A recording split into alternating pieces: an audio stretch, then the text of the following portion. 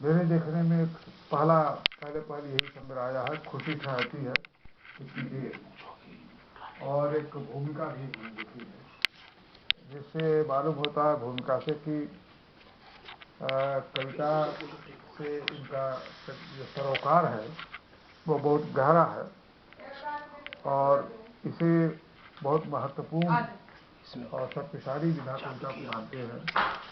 उन्होंने कहा भी है, विवेक सम्मत आवेश की अभिव्यक्ति है कविता, तो आवेश के साथ विवेक जरूरी है तो मानते हैं, और वो उनकी कविताओं में झलकता है। पहली ही कविता जो इन्होंने ली है, भूमिका न भी देते तो कोई हर्ज नहीं था, लेकिन इनके सरोकार जो हैं वो बहुत गंभीर हैं। भूमंडलीकरण और उदार बाजार व्यवस्था के बीच और इसका जो महीन जाल बुना गया है, उसमें कविता के लिए कितनी जगह रह गई है, इसकी चिंता के साथ उन्होंने लिखी है। पहली ही कविता इनके विचार को ही प्रकट करती है, और उनकी कविता का जो सांचा और ढांचा है वही मालूम होता है। खुशी ठहरती है कितनी देर। मैं सोचता हूँ कि कोई टिप्पणी करने से पहले इस कविता को देख लें, फिर मैं दरअसल खुश होना चाहता हूँ। मैं रात और दिन, सुबह और शाम इसी कोशिश में लगा रहा ताउम्र कि मैं हो जाऊं खुश, जिसके बारे में मैं कुछ नहीं जानता कि ठीक किस बिंदु पर पहुंचना होता है आदमी का खुश होना। कितना फर्क होता है दुख और खुशी में, कि खुशी आदमी को किस अक्षांश और शर्तों और कितनी जुगत के बाद मिलती है। वो ठहरती है कितनी देर, क्या उतनी जितनी ठहरती है ओस की बूंद हरी घासों पर, या उतनी जितनी फूटे हुए अंडों के बीच चूजे। हालांकि वो समय निकल चुका है विचार करने का कि क्या नहीं रहा जा सकता खुशी के बगैर। तो फिर आखिर में इतने दिन कैसे रहा बगैर खुशी के। शायद खुशी की तलाश में जी जाता है आदमी पूरी पूरी उम्र, और ये सोचकर भी खुश नहीं होता, जबकि उसे होना चाहिए कि वो तमाम उम्र खुशी के बारे में सोचता और जीता रहा, उसकी कभी न खत्म होने वाली तलाश में। वो तमाम उम्र खुशी के बारे में सोचता और जीता रहा, और कभी न खत्म होने वाली तलाश में। ये भी साझी, ये सपाट सी लगने वाली कविता उम्मीद की ओर इशारा करती है कि आज भी आदमी अपनी उम्मीद को और खुश होने की उम्मीद को सबसे बड़ी चाह एकमात्र ये रह गई। ये नहीं कि हम संपन्न हों, बड़े समृद्ध हों। अनेक आशाएं लोग पालते हैं, कोई क्रांतिकारी बात नहीं कही गई है, लेकिन जिस ढंग से पूरी चीज कही गई है वो क्रांतिकारी लगती है। कहने का ढंग अपना है, और हृदय को छूने वाला ढंग, और मन को छूने वाला। सवाल यह है कि खुशी मिले भी तो मिले, लेकिन मिलने के बाद ठहरती कितनी देर है।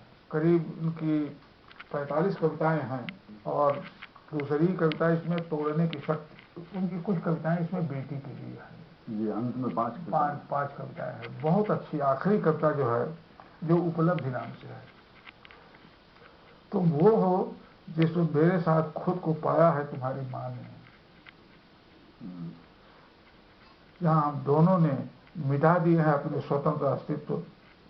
तुम हमारी संधि हो, तुम हो हमारे सेतु।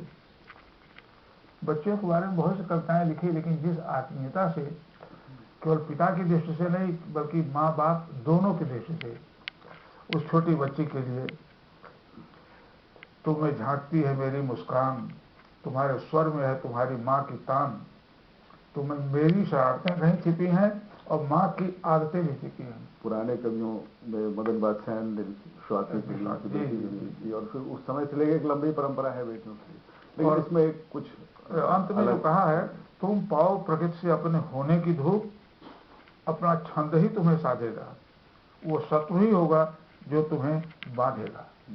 इसलिए तुमको मुक्त करते हैं। ये नहीं कि हमारी अनुकरण बनो, जो कुछ हमारे गुण हो, कुछ माँ के गुण हो, इसके अलावा भी तुम स्वतंत्र हो एक है अपना व्यक्तित्व प्राप्त करने के लिए।